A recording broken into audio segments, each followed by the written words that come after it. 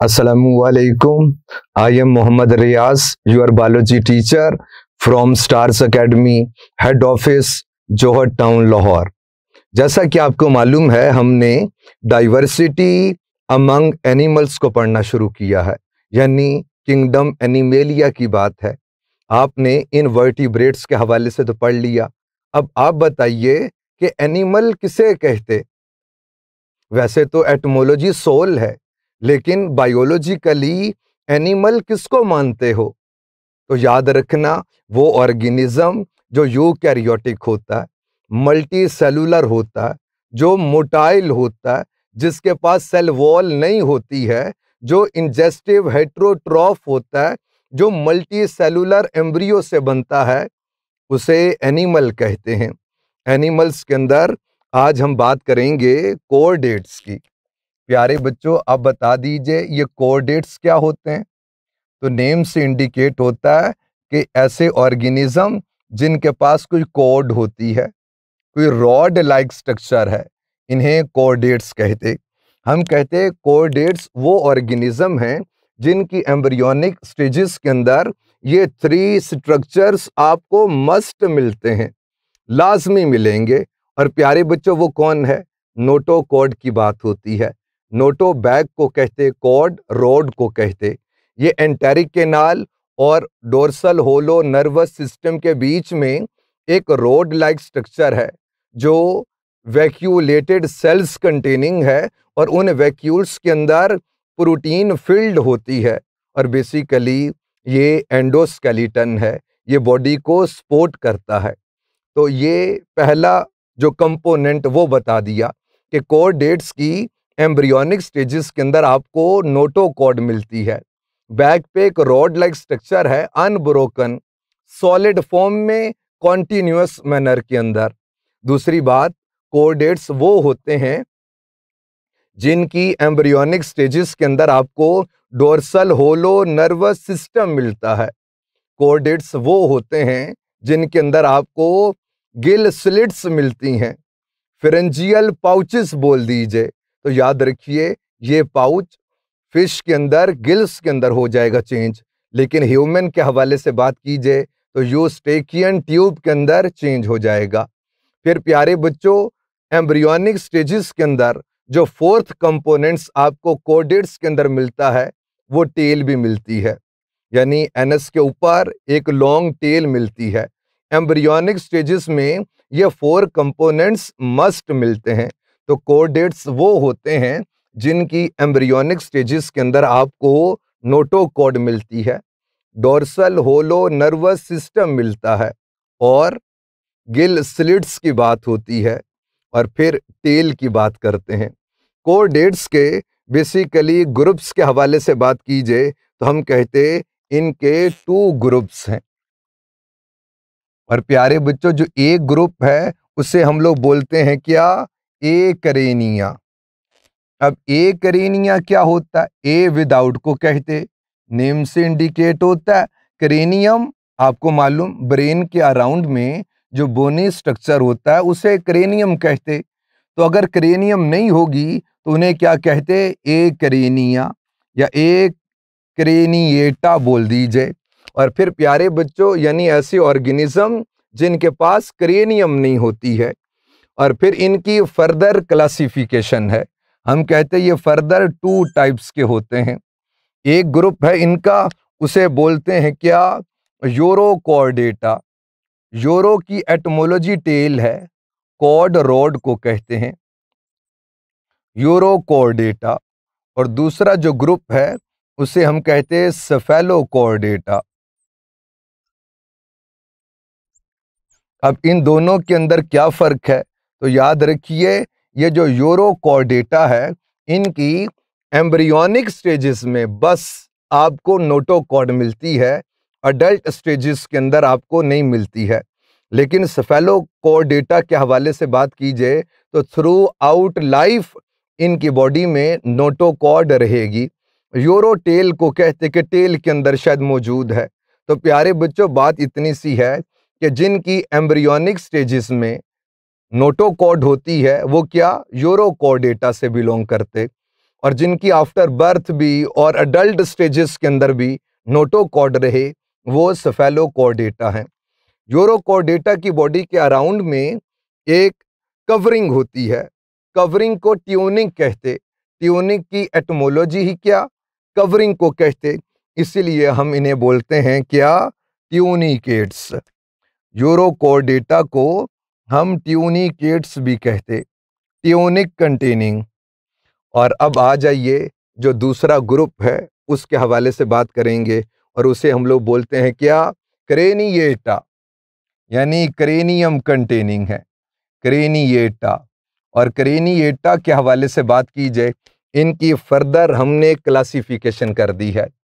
आप देखिए कुछ लेगलेस ऑर्गेनिज्म है, यानी पाइसेस की बात होती है, और बोलिए तो किसकी, हम फिश की बात करेंगे। बात है किसकी, फिश की, या आप बोल दीजिए क्या पाइसेस की बात है। और फिर प्यारे बच्चों जिक्र होता है किसका, टेट्रापोडा का। टेट्राफोर को कहते, पोडा फुट को कहते, लेग्स के साथ एसोसिएशन है, तो 4 फुटेड ऑर्गेनिज्म उन्हें टेट्रापोडा कहते। फिश स्पाइसेस के हवाले से बात की जाए तो प्यारे बच्चों इनके फर्दर जो ग्रुप्स हैं वो 3 ग्रुप्स हैं, और वो जो 3 ग्रुप्स के अंदर शामिल वो कौन कौन है। एक तो इसके अंदर शामिल है साइक्लोस्टोमेटा, याद रखिए साइक्लो सर्कुलर को कहते, और स्टोमा की बात कीजिए तो माउथ को कहते, साइक्लोस्टोमेटा, यानी इनका गोल सा माउथ होता है, क्यों, चूंकि जॉ नहीं होते हैं, इसीलिए तो हम इन्हें बोलते हैं कि ये बिलोंग करते हैं किससे, एगनथा से। ए विदाउट को कहते, नथा जॉ को कहते, तो जो जॉ लेस फिश है उसे क्या बोलते, साइक्लोस्टोमेटा। बकिया जो भी है उसे नथा स्टोमेटा बोलते, यानी जॉ कंटेनिंग माउथ होता है उसमें। और प्यारे बच्चों फिर स्केलेटन की बेस पर भी क्लासिफिकेशन है, अगर तो कार्टिलेज कंटेनिंग है तो आप बोल दीजिए कॉन्ड्रिक थाइस। कॉन्ड्रो आपको मालूम है कार्टिलेज को कहते, और ये जो थाइस का वर्ड है फिश के लिए इस्तेमाल होता है। फिर बात कीजिए तो जिनका बोनी एंडोस्केलेटन होता है उसे ऑस्टिक थाइस कहते। अब इनके हवाले से जो हमने बातें पढ़नी हैं वो देख लीजिए, यानी सबसे पहले मैं आपको इनके हवाले से जो बातें बताऊंगा वो कुछ इस तरह से हैं कि बॉडी के हवाले से बात होगी, यानी बात करनी हमने इनकी बॉडी की, और फिर बात करेंगे इनके अंदर जो स्केल्स होते हैं वो किस टाइप के होते हैं, फिर इनका जो माउथ है उसके हवाले से बात कर लेंगे, फिर डाइजेस्टिव सिस्टम की बात होगी, डाइजेस्टिव सिस्टम के बाद फिर हम एक्सक्रीटरी सिस्टम की बात करेंगे, एक्सक्रीटरी सिस्टम के बाद फिर बात करेंगे किसकी, रेस्पिरेटरी सिस्टम की, रेस्पिरेटरी सिस्टम के बाद फिर बात बतानी है आपको किसकी, सर्कुलेटरी सिस्टम की, और ब्लड सर्कुलेटरी सिस्टम की बात होगी, और फिर आखिर में रिप्रोडक्शन के हवाले से या रिप्रोडक्टिव सिस्टम के हवाले से बात होगी। अब आ जाइए सबसे पहले बॉडी के हवाले से बात करेंगे।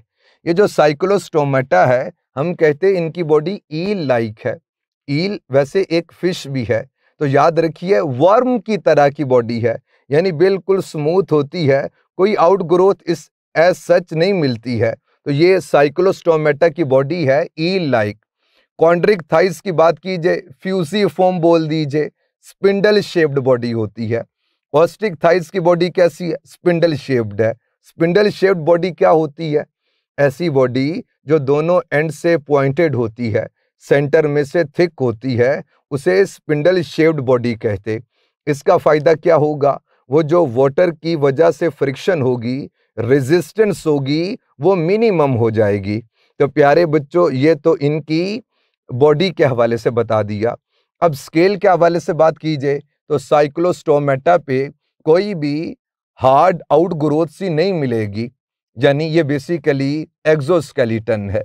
हम कहते हैं साइक्लोस्टोमेटा में नहीं होता, ईल लाइक वर्म की तरह की बॉडी है, कोई आउट ग्रोथ सी नहीं मिलती है। कॉन्ड्रिक थाइस के अंदर जो स्केल्स होते हैं वो फ्लैट से होते हैं, उन्हें प्लेकॉइड कहते, प्लेन से है, फ्लैट होते। ऑस्ट्रिक थाइस की बात की जाए तो आपको यहाँ पर गेनॉइड स्केल यानी बहुत ब्राइट होते हैं वो, गेनॉइड की एटमोलॉजी ही ब्राइट है, ब्राइट स्केल्स मिलते हैं। साइक्लॉइड सर्कुलर स्केल्स मिलते हैं। फिर टीनॉइड कोम की तरह के, कंघी की तरह के स्केल्स भी यहाँ पर मिलते हैं। यानी कौन से? साइक्लॉइड हैं, टीनॉइड हैं, और बताइए इसके अंदर तो प्लेकॉइड हैं, गेनॉइड हैं, साइक्लॉइड हैं, टीनॉइड स्केल्स आपको ऑस्ट्रिक थाइस के अंदर मिलते हैं। माउथ के हवाले से बात की जाए तो साइक्लोस्टोमेटा, इनका जो माउथ होता है वो बॉडी के लोअर सरफेस से आ रहा होता है, वेंट्रल माउथ होता है। और प्यारे बच्चों, मैं टीथ की बात नहीं बता रहा, मैं कह रहा हूं जॉ, इनके पास जॉ ही नहीं होते, और टीथ ना हो और फिर जॉ भी नहीं है तो बड़ा इनका सक्टोरियल टाइप ऑफ माउथ होता है, jaw less सक्टोरियल type of mouth होता है। कॉन्ड्रिक थाइस, ऑस्ट्रिक थाइस के हवाले से बात की जाए तो इनका माउथ टर्मिनल होता है, बिल्कुल एंड पे। डाइजेस्टिव सिस्टम के हवाले से बात की जाए सभी में होता है, लेकिन याद रखिए साइक्लोस्टोमेटा के अंदर आपको स्टमक नहीं मिलता है, और स्टमक का जो काम है वो क्या? डिसकॉन्टिन्यूअस फीडिंग को पॉसिबल करता है।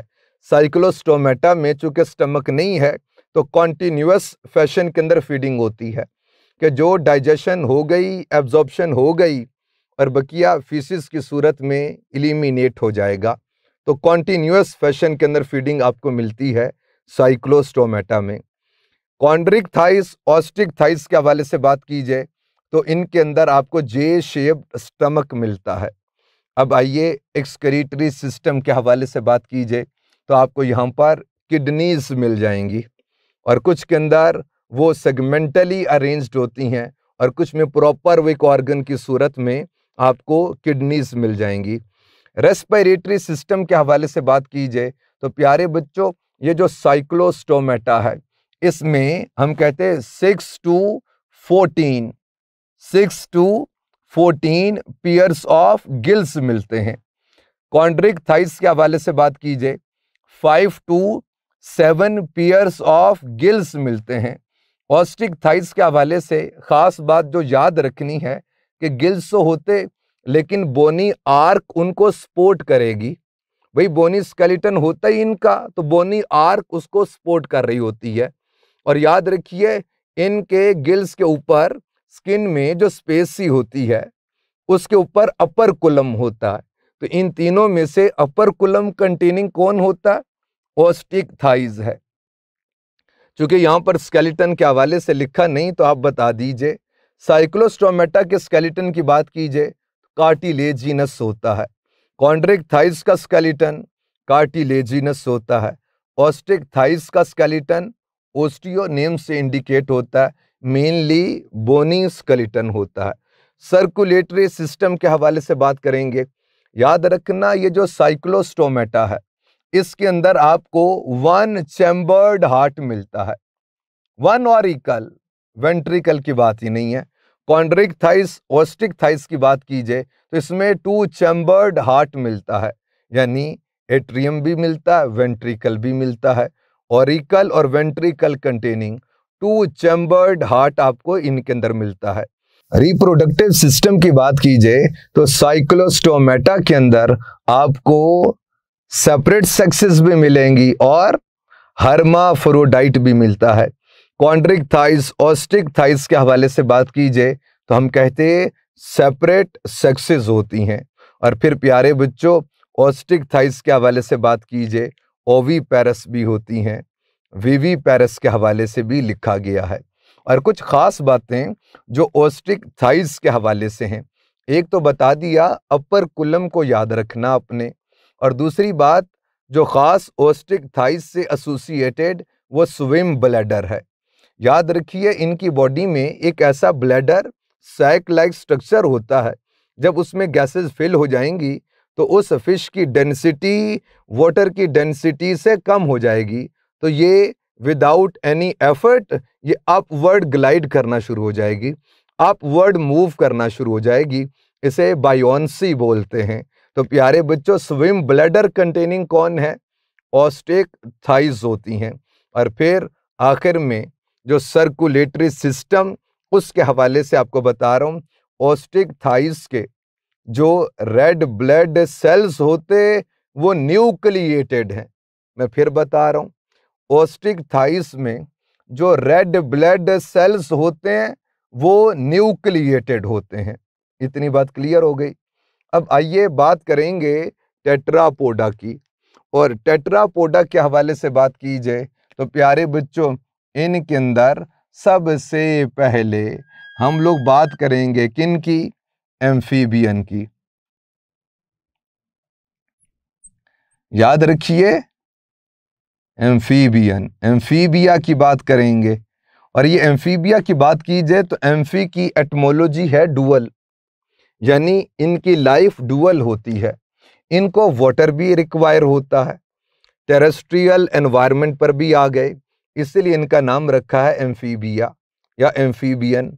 तो मुझे आपसे पूछना, ये जो हम ह्यूमन हैं, हम भी तो वाटर में स्विमिंग कर रहे होते हैं, तो क्या हम भी एम्फीबियन हैं? तो याद रखिए, नहीं। रूल ये है, जिनको रिप्रोडक्शन के लिए वाटर मस्ट रिक्वायर होता है, यानी बेसिकली इनमें एक्सटर्नल फर्टिलाइजेशन होती है। और वो आपको मालूम, एक्वेटिक एनवायरनमेंट के अंदर वाटर सपोर्ट करता है। क्यों? ये आपने इंपॉर्टेंस ऑफ वाटर के अंदर पढ़ लिया, वाटर की जो करेक्टरिस्टिक्स उसके अंदर पढ़ लिया। तो चूंकि ये लैंड पर तो आ गए, टेरेस्ट्रियल एनवायरनमेंट पर तो आ गए, लेकिन याद रखिए, रिप्रोडक्शन के लिए वाटर मस्ट रिक्वायर होता है। वाटर में जाना उसकी वजह से एम्फीबियन नहीं हो जाएंगे। जिनको रिप्रोडक्शन के लिए वाटर मस्ट रिक्वायर होता है वो एम्फीबियंस हैं। तो प्यारे बच्चों, सबसे पहले स्किन की बात करें। चूंकि एम्फीबियन के एंसेस्टर हैं फिश, तो कुछ उस तरह की स्किन है। एम्फीबियन की स्किन होती है मॉइस्ट होती है। फिर इनकी स्किन में क्रोमोफोर्स ऐसे सेल्स होते हैं जो पिगमेंट्स कंटेनिंग हैं।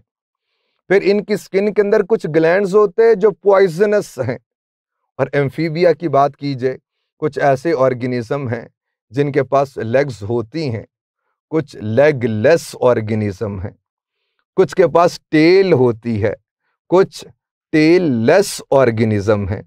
अब रेस्पिरेशन के हवाले से बात की जाए तो प्यारे बच्चों, एम्ब्रियोनिक स्टेजेस में इनके पास गिल्स होते हैं और अडल्ट स्टेज के अंदर इनके पास लंग्स होते हैं।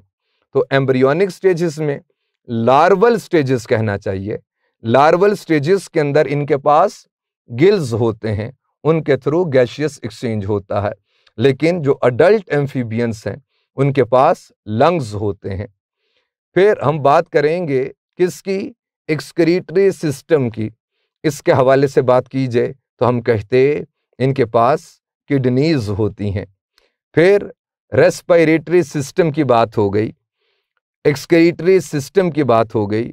डाइजेशन के लिए ट्यूब टाइप डाइजेस्टिव सिस्टम होता है, one opening for ingestion and the other for egestion.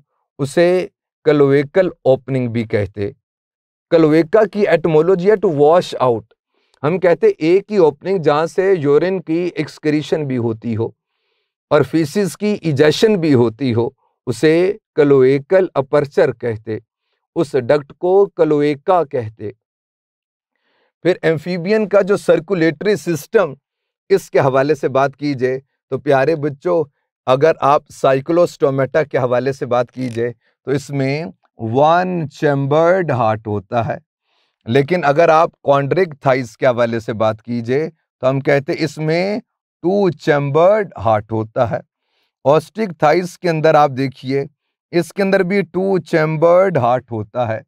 लेकिन अगर आप एम्फीबिया के हवाले से बात कीजिए तो इनका हार्ट बेसिकली 3 चैम्बर्ड होता है, यानी 2 ऑरिकल 1 वेंट्रिकल होता है।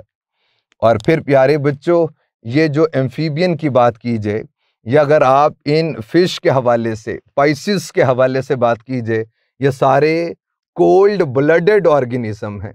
ये अपनी बॉडी के टेम्परेचर को मेंटेन नहीं कर सकते। इसीलिए एम्फीबियन के हवाले से बात की जाए तो विंटर स्लीप इनके अंदर होती है, उसे हाइबरनेशन कहते।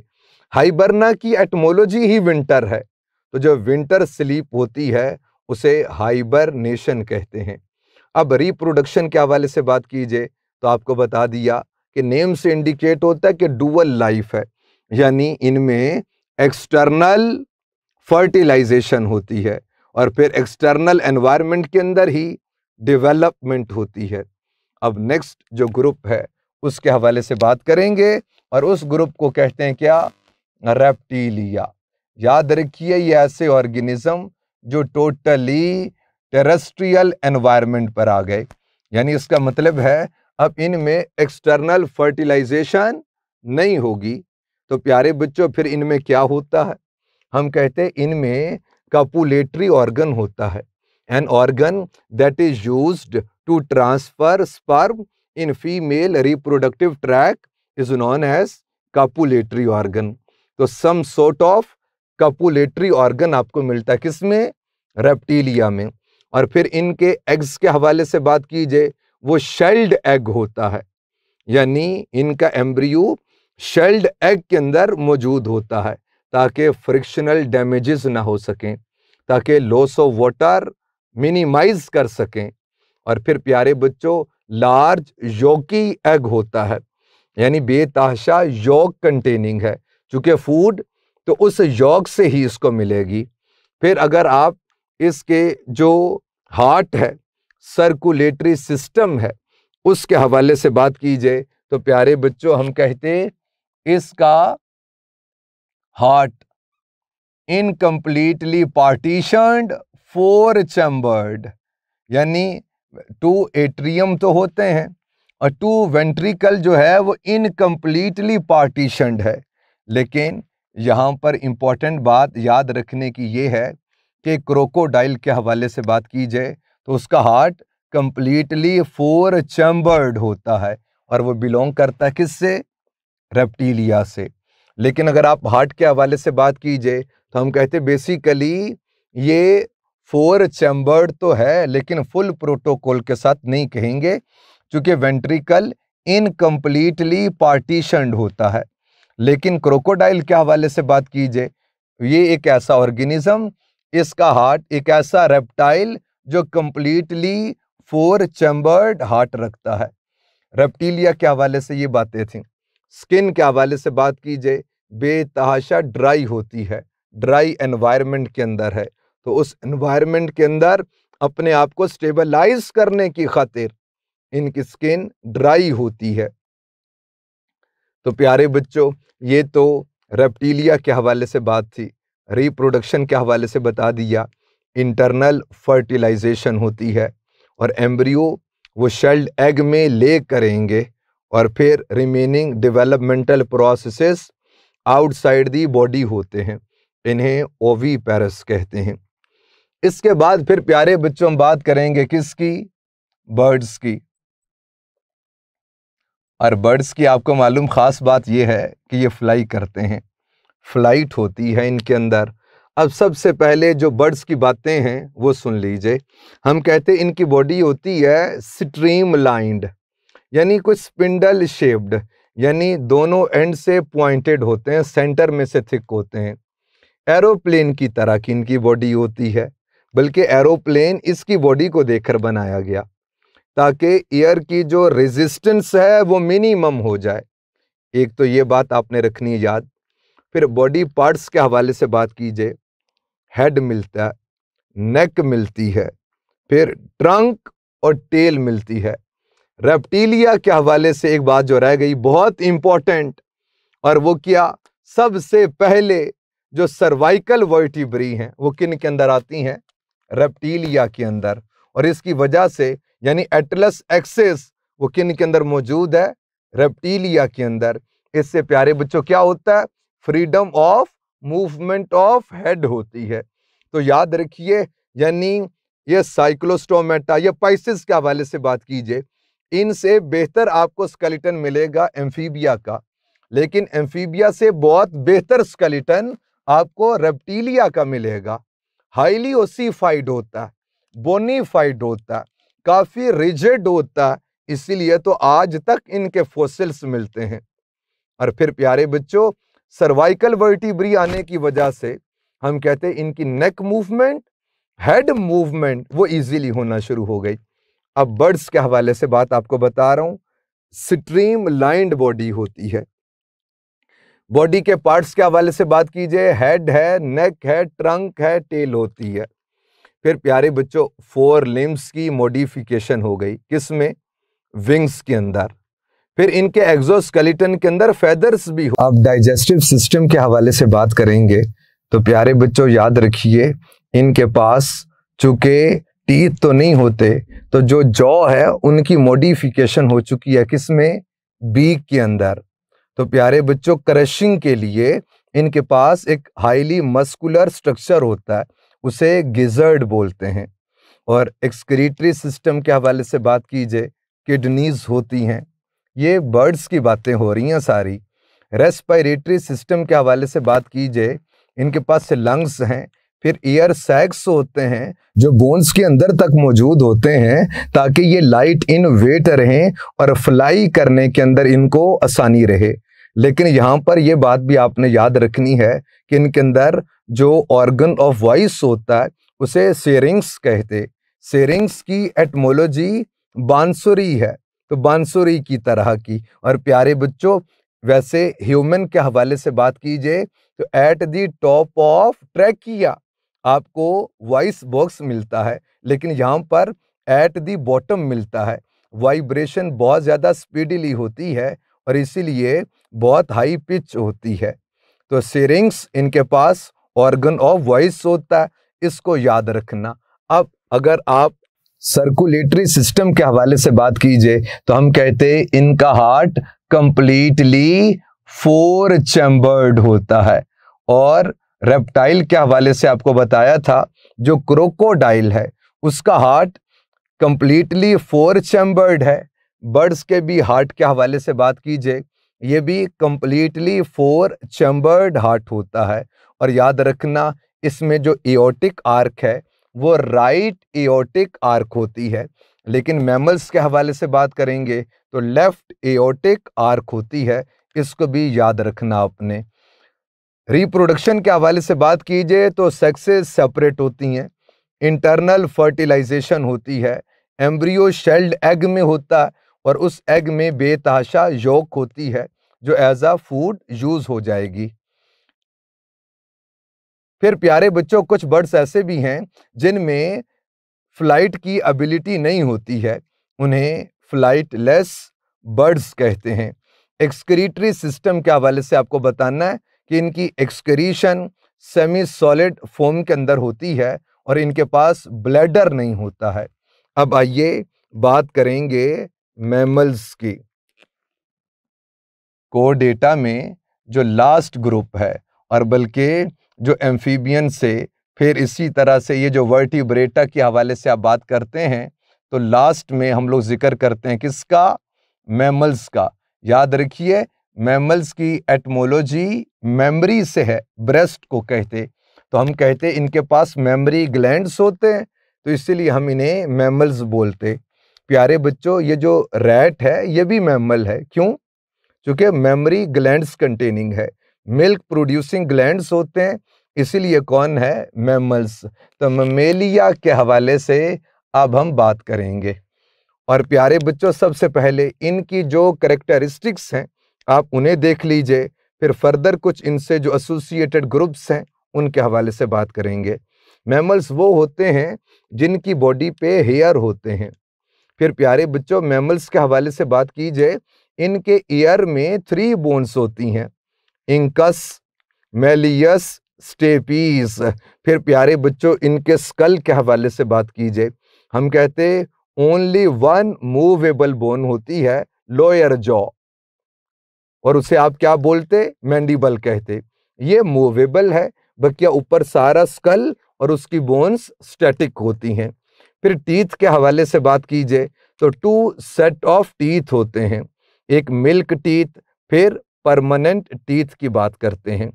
फिर रेस्पिरेटरी सिस्टम के हवाले से बात कीजिए, इनके पास जो ऑर्गन ऑफ वॉइस होता है उसे लेरिंग्स बोलते हैं, यानी कार्टिलेजिनस बॉक्स होता है, वॉइस बॉक्स भी बोलते, और उसमें वोकल कॉर्ड्स, उनकी वाइब्रेशन से साउंड प्रोड्यूस होती है, और उस साउंड को वॉइस में, अल्फाज में जो बदलता है वो कौन है, वो टंग के डिफरेंट एंगल्स हैं, वो टीथ है, वो लिप्स के डिफरेंट एंगल्स हैं जो उस आवाज़ को अल्फाज के अंदर बदल देगा।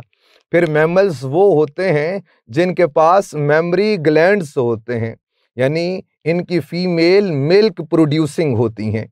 ममेलिया का हार्ट भी 4 चैम्बर्ड होता है, और याद ये रखना है कि लेफ्ट एओर्टिक आर्क होती है।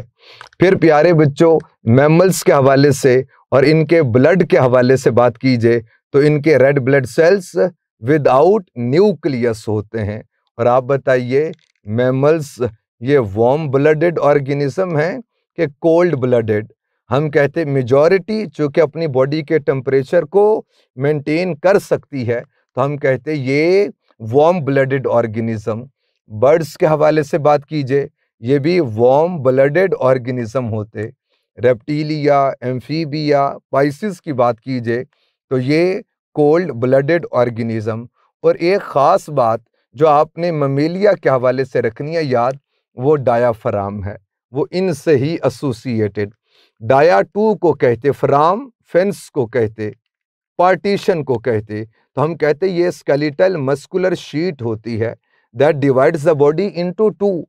अपर part is known as thorax, lower part is known as abdomen.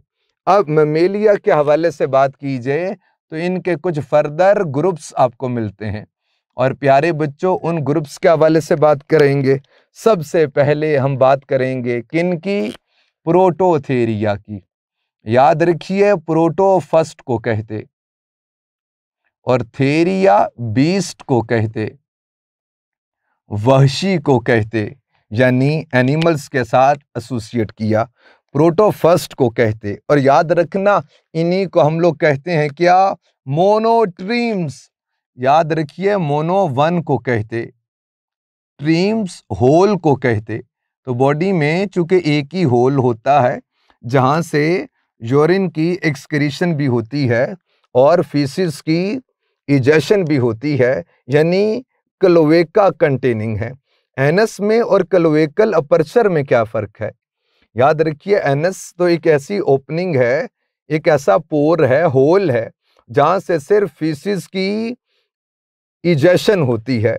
लेकिन क्लोएकल अपर्चर की बात कीजिए तो ये एक ऐसी ओपनिंग है, होल है, जहां से यूरिन की एक्सक्रीशन भी होती है और फीसिस की इजेशन भी होती है। तो इसीलिए तो इन्हें कहते हैं क्या, मोनोट्रीम्स। और याद रखिए, इनमें कुछ रेप्टाइल की तरह की बातें हैं।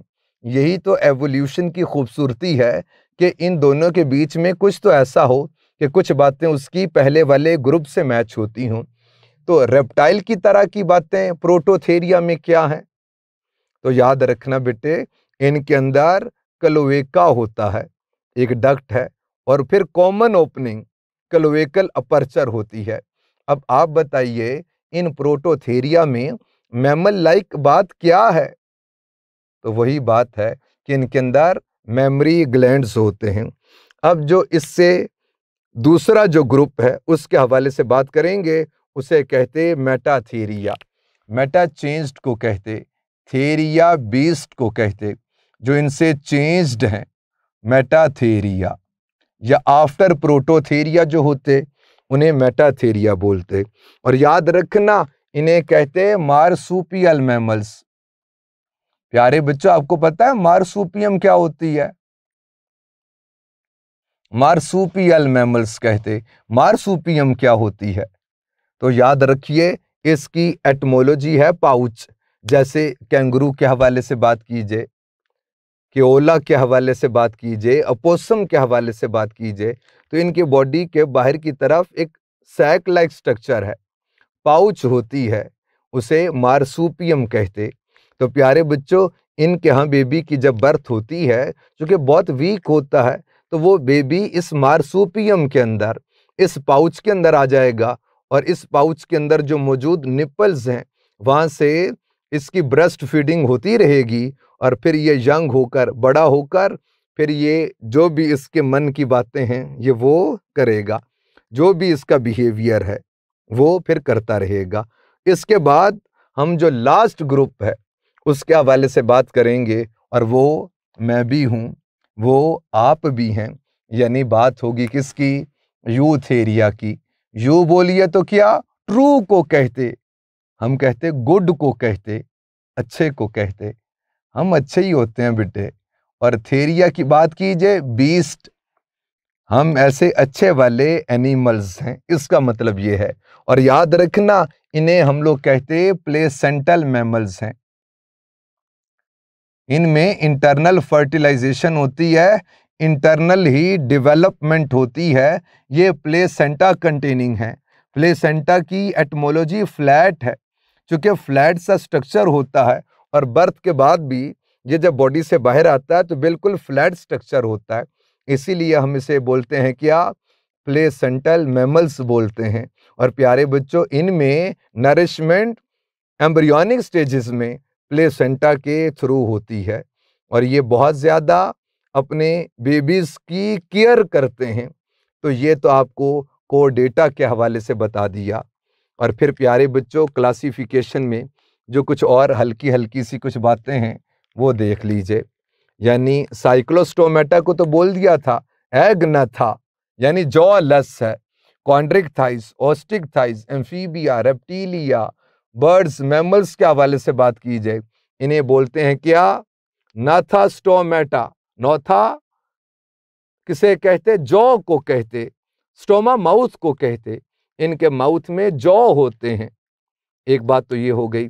फिर प्यारे बच्चों, क्लासिफिकेशन ऐसे भी है कि कुछ एन एमनियोटा हैं, कुछ एमनियोटा होते हैं, यानी जिनमें एक्स्ट्रा एम्ब्रियोनिक लेयर्स नहीं होती हैं, वो एन एमनियोटा हैं। और जिनमें एक्स्ट्रा एम्ब्रियोनिक लेयर्स बने, एम्ब्रियो के अराउंड में कुछ लेयर्स बने, उन्हें एमनियोटा कहते। प्यारे बच्चों, जिनमें एक्सटर्नल फर्टिलाइजेशन होती है, वो कौन है? An amniota. यानी अगर आप पाइसिस की बात कीजिए, एम्फीबिया की बात कीजिए, तो ये क्या हैं? एन एमनियोटा हैं। रेप्टिलिया, बर्ड्स, मैमल्स की बात की जाए तो ये एमनियोटा में आते हैं।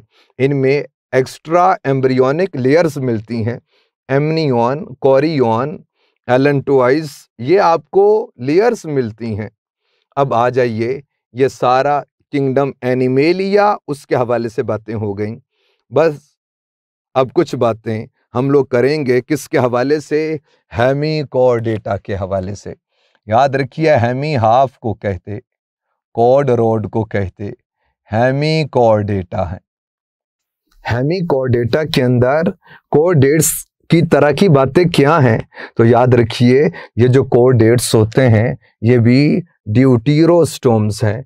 और हेमिकॉर्डेटा की बात कीजिए, ये भी ड्यूटेरोस्टोम्स होते हैं। यानी इसका मतलब ये है कि इन दोनों में जो ब्लास्टोपोर लिप की फॉर्मेशन होती है, वहाँ से दोनों में एनस की फॉर्मेशन होती है, फिर दोनों में रेडियल क्लीवेज होती है। तो ये और बहुत सारी बातें जो ड्यूटेरोस्टोम्स के अंदर पढ़ते हैं, ये दोनों ड्यूटेरोस्टोम्स हैं। लेकिन हेमिकॉर्डेटा के हवाले से कुछ ऐसी बातें हैं जो कॉर्डेटा की तरह की नहीं हैं। फॉर एग्जांपल, इनकी बॉडी के हवाले से बात की जाए तो हम कहते इनकी बॉडी के 3 पार्ट्स हैं। प्रोबॉसिस होता है, कोलर है, ट्रंक के हवाले से बात होती है। अब इनकी जो करेक्टरिस्टिक्स वो बता रहा हूँ आपको, और आपने याद रखना है। फिर अगर आप इनकी बॉडी कैविटी के हवाले से बात कीजिए तो वो सीलोम होगी। कॉर्डेटा के अंदर भी ऐसे ही है, और हर पार्ट के साथ उस सीलोम की एसोसिएशन है। यानी प्रोबॉसिस के हवाले से और कोलर और ट्रंक के हवाले से। फिर प्यारे बच्चों रेस्पिरेटरी सिस्टम के हवाले से बात कीजिए तो गिल स्लिट्स होती हैं जो डोर्सल रो की सूरत के अंदर मौजूद होती हैं। डाइजेस्टिव सिस्टम स्ट्रेट होता। फिर प्यारे बच्चों हम लोग बात करेंगे एक्सक्रीटरी सिस्टम की तो हम कहते हैं सिंगल ग्लोमेरुलस होता है। सर्कुलेटरी सिस्टम के हवाले से बात कीजिए median dorsal median ventral blood vessel होती है। तो ये जो सारी बातें आपको एनिमेलिया के हवाले से बता दी, जो फाइलम पोरीफेरा से बात शुरू होती है और वो बात ममेलिया पे जाके रुकती है। ये सारा किंगडम समराइज्ड फॉर्म में आपको बता दिया। अगर आप इसको अच्छे से सुन लीजिए तो इसमें से जो एक आधा एमसीक्यू आएगा वो भी इंशाअल्लाह ताला आपका सॉल्व हो जाएगा। इसे पढ़ लीजिएगा, कोई बात ना समझ आए पूछ लीजिएगा। अल्लाह हाफिज।